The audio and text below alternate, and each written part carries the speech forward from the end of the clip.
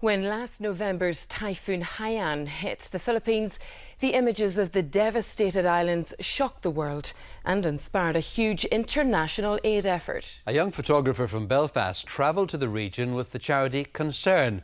Matt Mackey's pictures are now part of a major exhibition. Paul Riley has the story.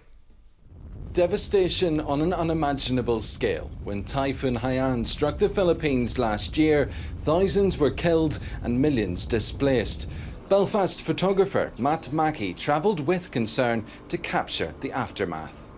Main remit of me going out to the Philippines was to show the people of Belfast, of Northern Ireland and further afield, where their money is going to when they support such things like the typhoon appeal in the Philippines. It all sort of just evolves in front of you, to be honest. You get talking to local people and find out their personal stories, and I guess that's how then the pictures develop. Matt visited 3 islands during his trip, as well as spending time in the town of Conception, where Concern has an office. He took more than 15,000 photographs and says it was difficult to choose just 24 for the exhibition. It was this man, Arnold, who left a lasting impression on Matt. When I was taking his picture, I noticed there were some speckles of paint on the ground, the same colour as the boat. I assumed that that's where the boat had rubbed when it had landed back on shore.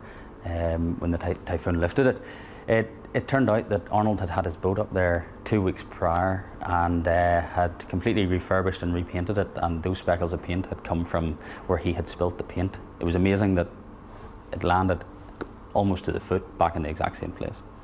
Concern is still helping those whose lives were torn apart when the 100 miles wide typhoon ripped through the Philippines.